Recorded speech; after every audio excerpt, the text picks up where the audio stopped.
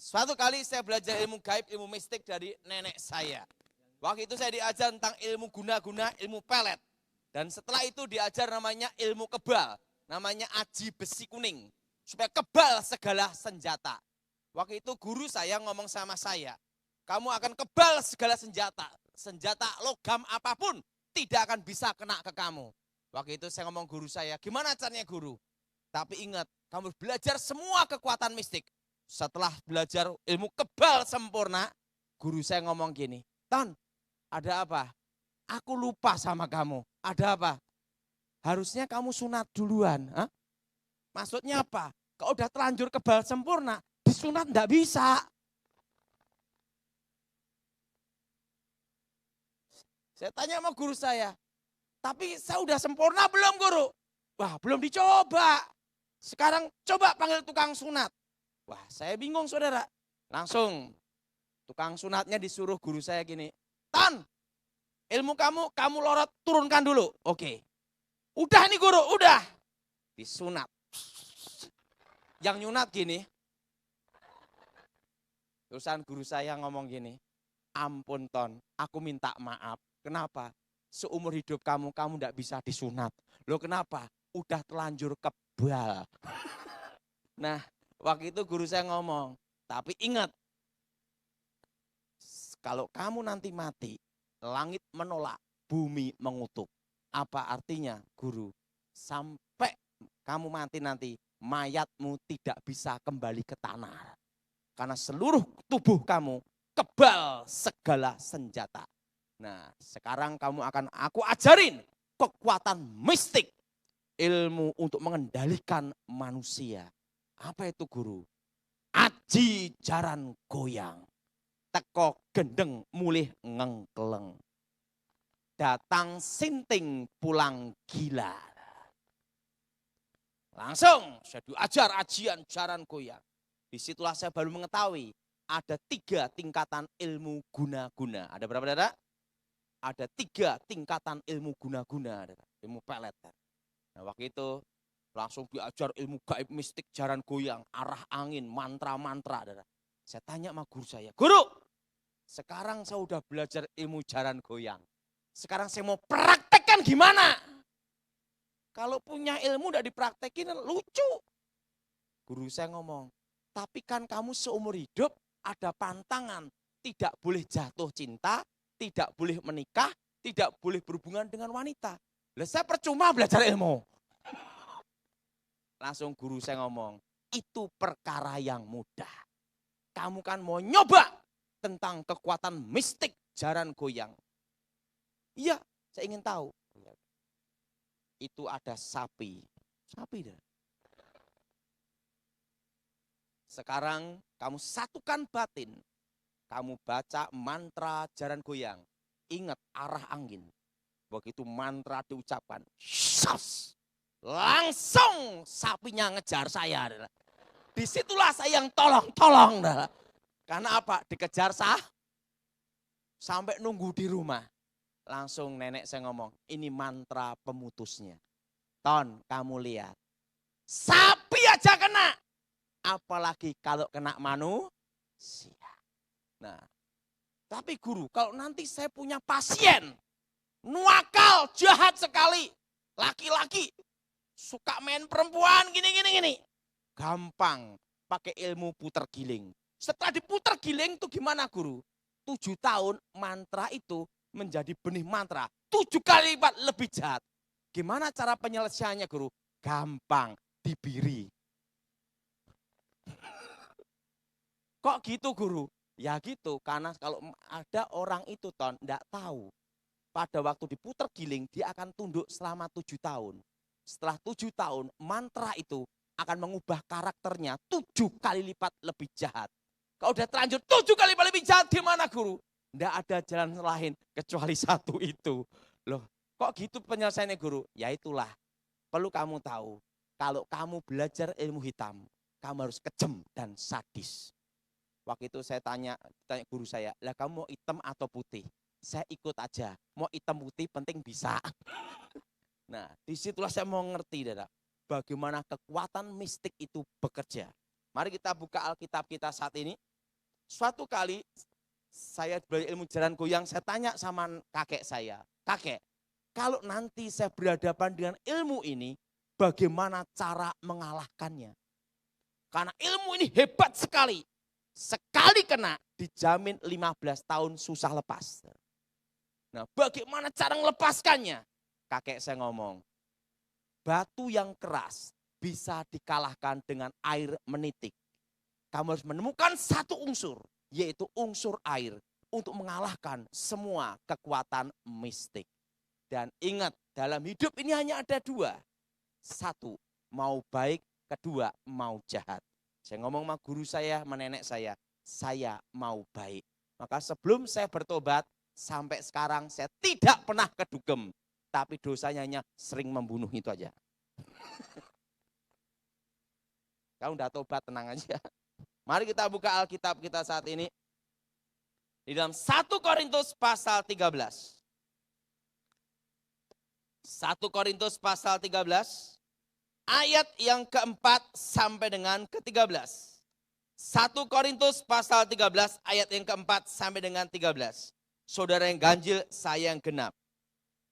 1 Korintus pasal 13 ayat 4 sampai dengan ke-13. Kasih itu sabar, kasih itu murah hati. Ia tidak cemburu, ia tidak memegahkan diri, dan tidak sombong.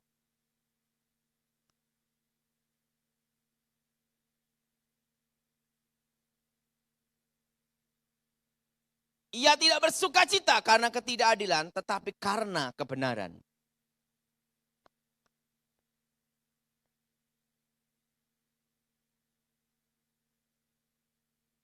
Kasih tidak berkesudahan, nubuat akan berakhir, bahasa roh akan berhenti, pengetahuan akan lenyap.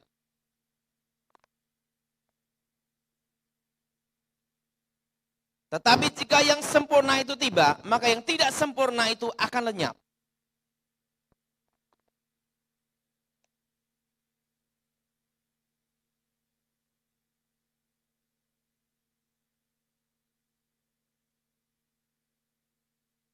Karena sekarang kita melihat dalam cermin suatu gambaran yang samar-samar.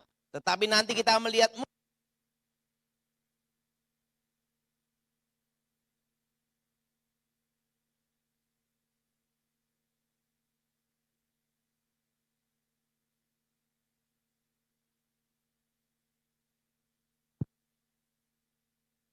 iman, pengharapan, dan terbesar adalah pada kasih.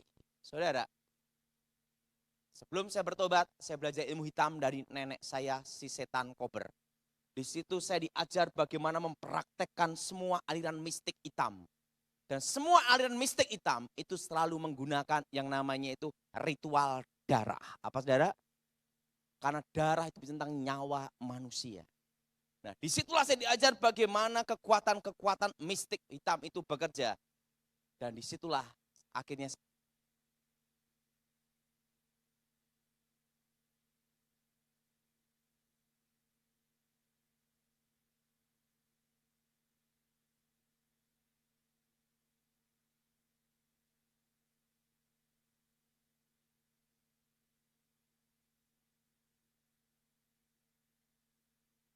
Cek 1.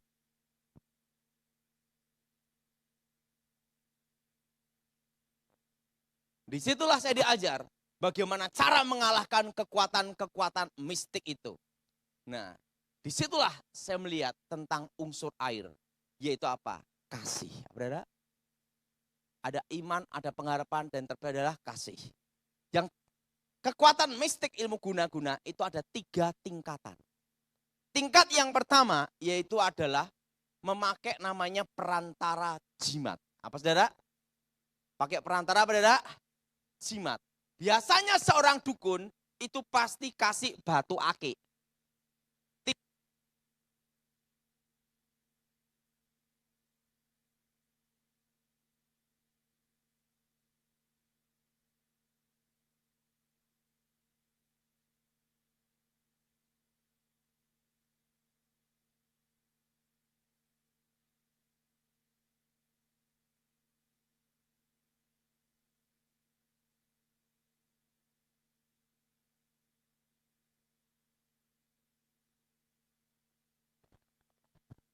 Cek, cek, cek, cek, cek. Cek 1, 2, 3.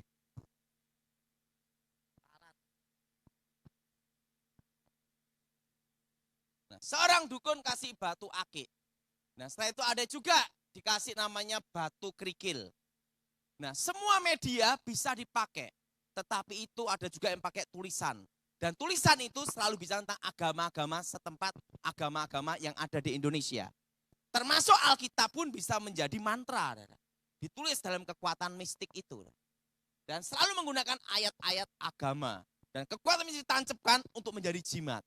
Nah, jimat pakai perantara ini memiliki kekuatan hanya jarak dekat. Yaitu kira-kira hanya maksimal 40 hari sampai 100 hari. Ada masa expired kadaluarsa. Jelas? Jelas? Jelas? Dan biasanya kalau yang kena jenis ini, itu mau ngelepas itu kayak kasihan.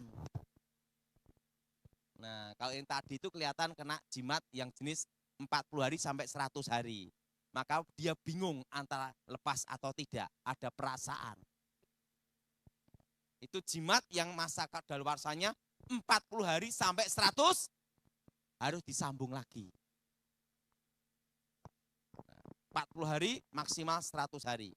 Nah, setelah itu yang kedua yaitu kekuatan mistik, yaitu mantra pakai pengantara. Setelah itu ada jimat, ada yang kedua mantra pakai pengantara. Nah, kalau mantra pakai pengantara, itu biasanya itu pakai kembang kantil. Mantra diucapkan, jujuh, langsung dilemparkan. Plak. Begitu yang kena lemparan itu pasti kena. Dan tidak boleh salah kena bencong.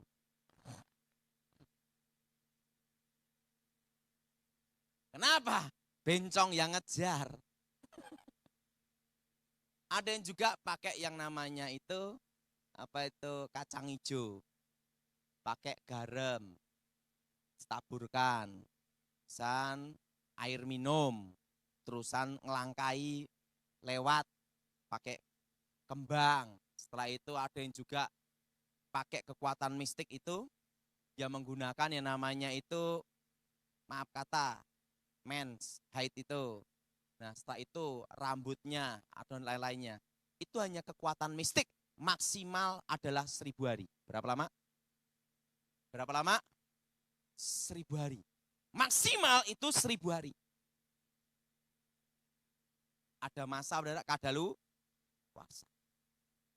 Nah, setelah itu dibagi lagi yang namanya susuk.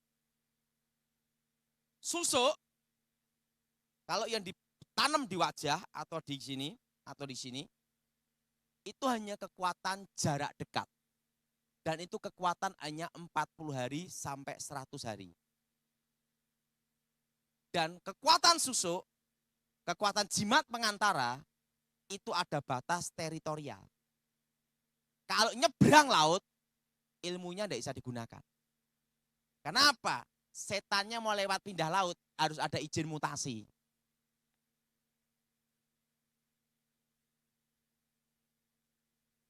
Itu biasanya yang pakai susuk, atau yang pakai jimat pengantara, atau pakai yang perantara mantra, kembang, bunga, sana. Makanya kalau ada yang kena itu langsung diungsikan ke luar negeri. Terpisah, harus terputus dari komunikasi. Lepas langsung. Nah, tetapi yang paling berbahaya di antara semua susuk, itu adalah susuk yang ditanam di kemaluan. Karena yang kena itu akan seperti terkena narkoba, sabu-sabu. Habis sabu-sabu, busa-busa.